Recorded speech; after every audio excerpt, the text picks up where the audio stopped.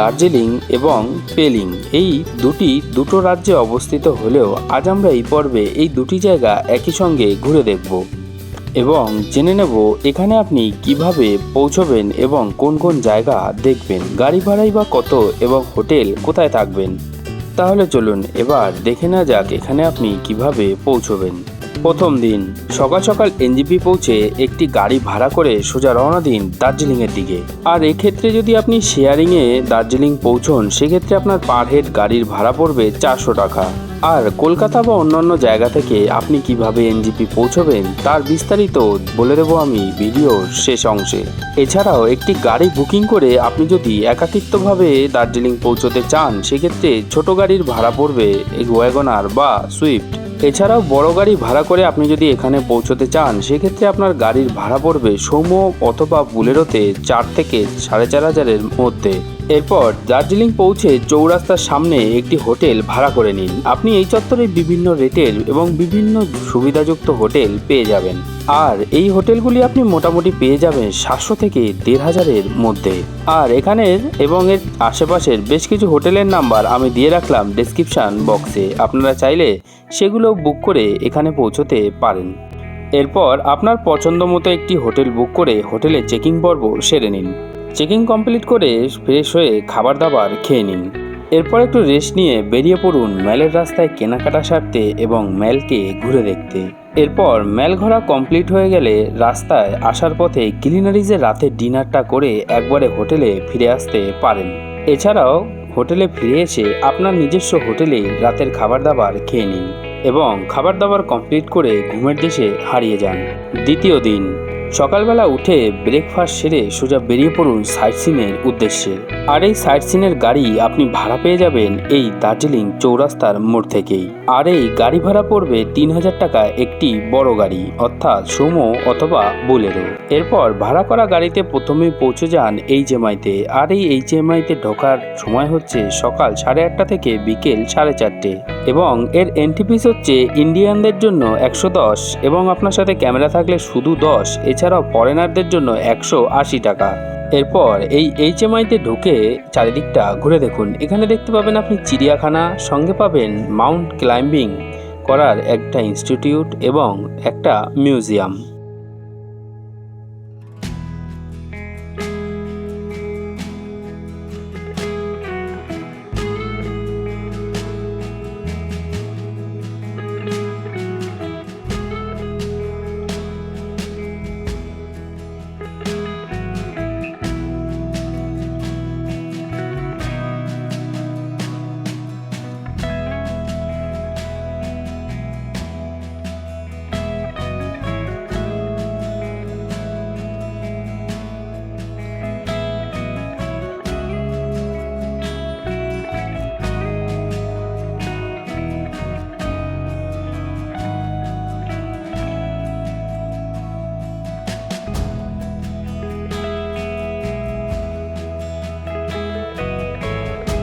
এরপর HMI complete করে সোজা এগিয়ে চলুন তেনজিং রকের দিকে এবং এই তেনজিং রকটি উপভোগ করুন।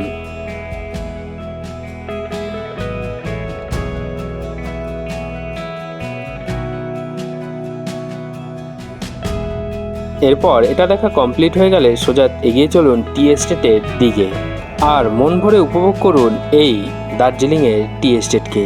আর এই টি গার্ডেনেই আপনি সেই দার্জিলিংয়ের ট্রেডিশনাল পোশাক পরে বিভিন্ন রকম ফটো তুলতে পারেন। আর এই ভাড়া নেবে 100 টাকা পার হেড।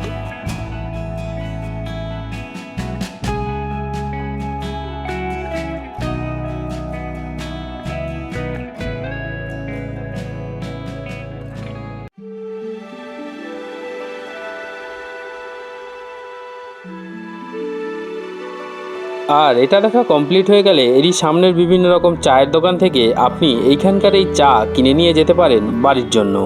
এরপর এটা দেখা কমপ্লিট করে পৌঁছে যান জাপানিজ টেম্পল এবং পিস প্যাগোডা দেখার জন্য। তবে এই দুটোই পাশাপাশি, একটা থেকে অন্যটি দেখা যায়। এরপর প্রথমে জাপানিজ টেম্পলের মধ্যে প্রবেশ করুন এবং এটিকে ঘুরে দেখুন।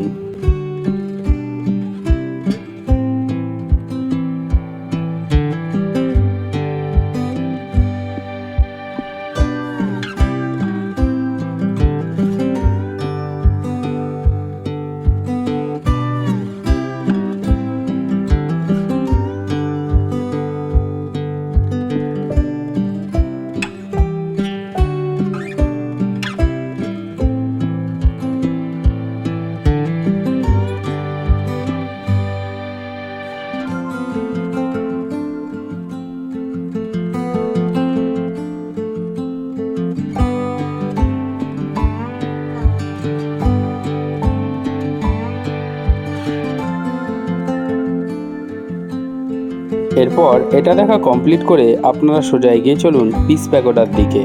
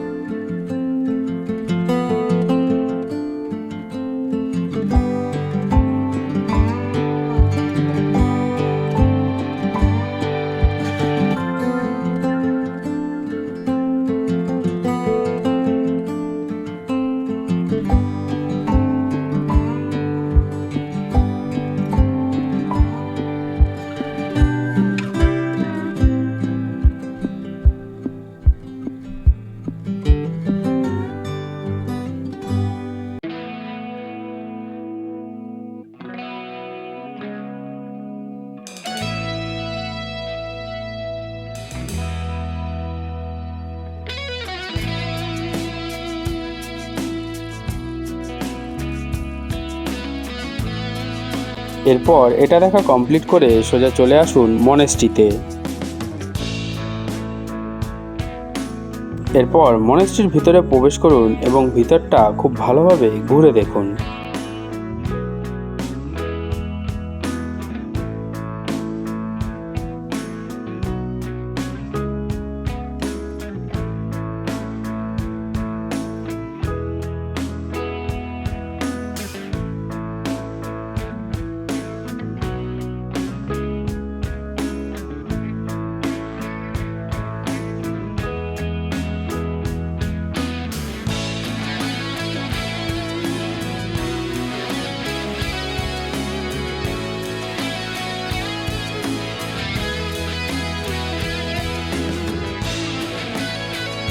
এরপর এটা দেখা কমপ্লিট হয়ে গেলে বাইরে বেরিয়ে কিছু খেয়ে নিতে পারেন। এখানে আপনি ম্যাগি, মোমো এগুলো পেয়ে যাবেন। এরপর এটা দেখা কমপ্লিট করে সোজা চলে আসুন বাতাসিয়া লুপে। আর এই বাতাসিয়া লুপের এন্ট্রি ফিস হচ্ছে 50 টাকা এবং এটিকে খুব ভালোভাবে ঘুরে দেখুন।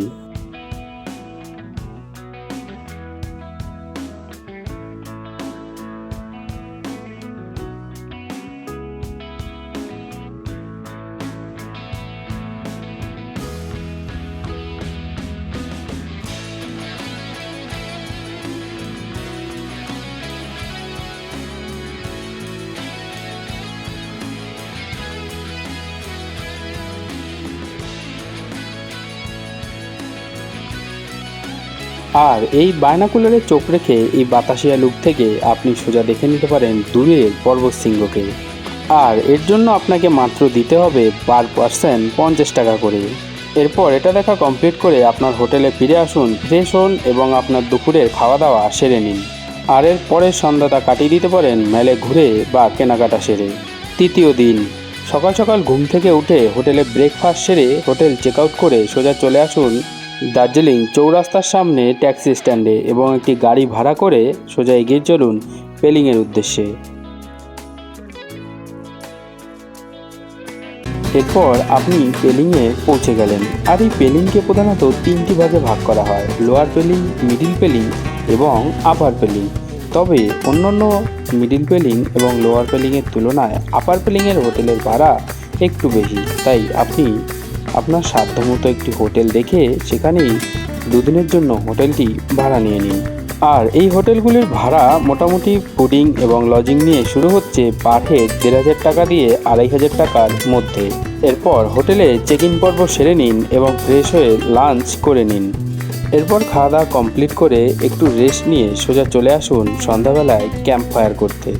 আর এই কনকনে শীতে সন্ধ্যাটা জমে উঠুক হাসি, ঠাট্টা আর গানে। চতুর্থ দিন সকালবেলায় ঘুম থেকে উঠে ব্রেকফাস্ট সেরে হোটেল থেকে একটি গাড়ি নিয়ে সোজা বেরিয়ে পড়ুন সাইট সিনের উদ্দেশ্যে। আর এই গাড়ি ছোট থেকে বড় আপনি হোটেলে বললেই ওরাই ব্যবস্থা করে দেবে। আর বড় গাড়ির ভাড়া নেয় মোটামুটি ৪২০০ থেকে ৪,৫০০ টাকা সারাদিনের জন্য। আর এই গাড়ি চড়েই প্রথমে আপনি পৌঁছে যান রিম্বি ওয়াটারফলসে। রিম্বি অরেঞ্জ গার্ডেন যাওয়ার পথেই আপনার এই ঝর্ণা আপনি রাস্তার পাশেই দেখতে পাবেন। খুবই সুন্দর এই ঝর্ণা।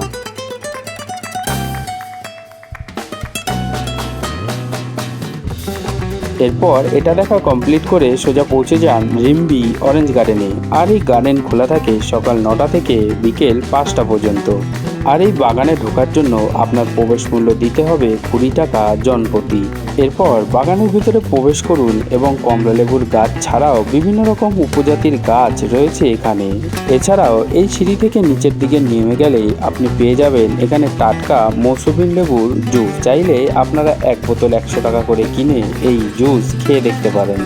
এরপর চারপাশটা খুব সুন্দরভাবে ঘুরে দেখুন। আর এইখান থেকে বয়ে গেছে পাহাড়ি ঝর্ণা নদী হয়ে।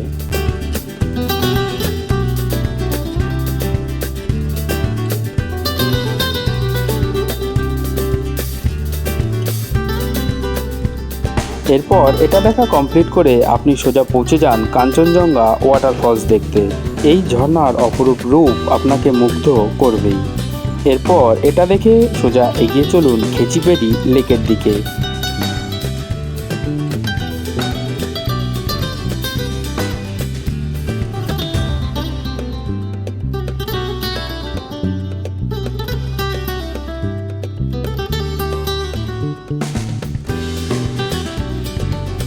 এরপর খেচিপেড়ি লেকে প্রবেশ করুন এবং এখানকার এন্ট্রি ফি হচ্ছে পার পার্সন ৫০ টাকা করে।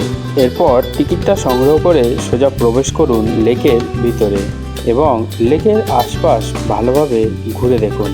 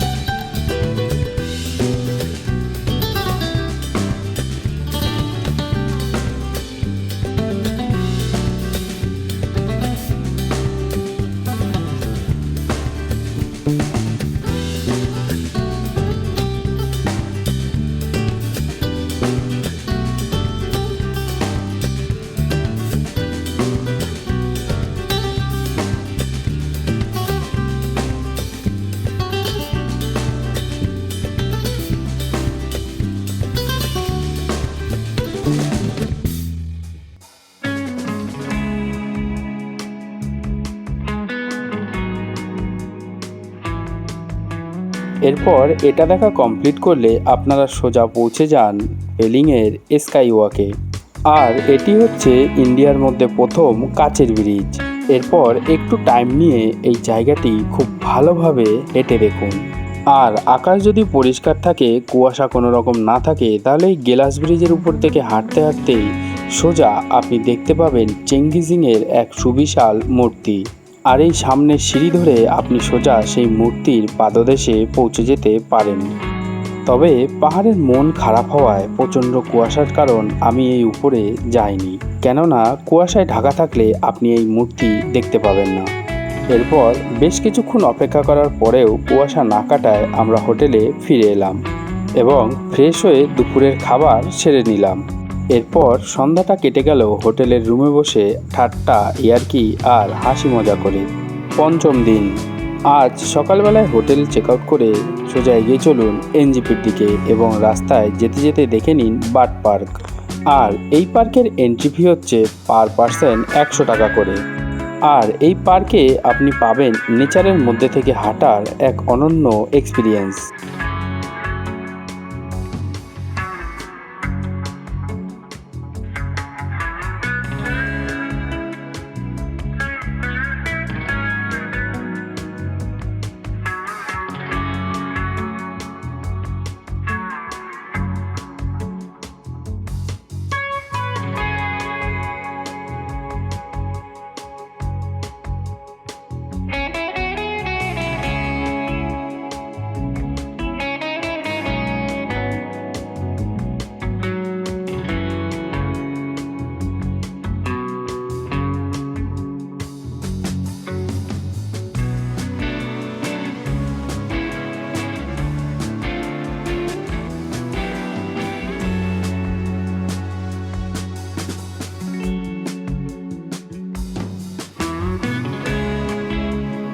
এরপর এটা দেখা কমপ্লিট করে গাড়িতে বসুন এবং সোজা এগিয়ে চলুন পেমিয়ঞ্চি মনেস্ট্রির দিকে। আর এই মনেস্ট্রির প্রবেশ মূল্য হচ্ছে জনপ্রতি 50 টাকা। এরপর ধীরে ধীরে মনেস্ট্রির দিকে এগিয়ে চলুন।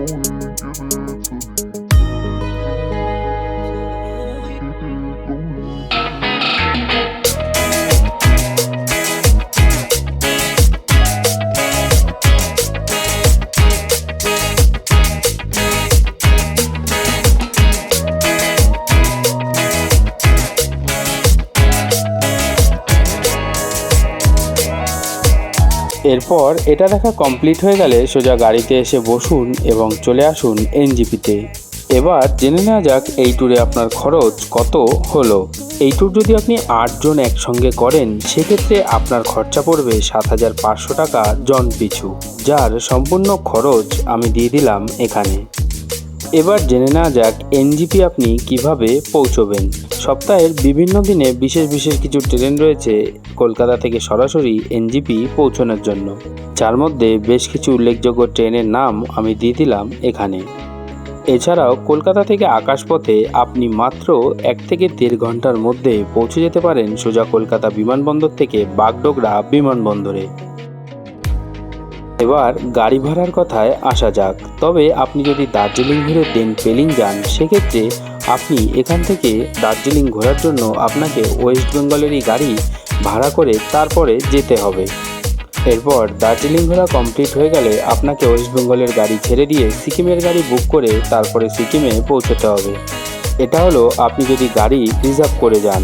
এছাড়াও আপনি হোটেল থেকে এছাড়াও দার্জিলিং চৌরাস্তার মোড় থেকে আমি যেরকম দেখিয়ে দিলাম সেই রকম স্বল্প মূল্যে একটু বার্গেটিং করলে আপনি গাড়ি পেয়ে যাবেন। তবে তাহলে আজ এই পর্যন্তই, দেখা হবে আবার অন্য কোথাও অন্য কোনো ব্লগে। ততক্ষণ ভালো থাকবেন, সুস্থ থাকবেন আর দেখতে থাকবেন ট্রাভেলার নন্দ।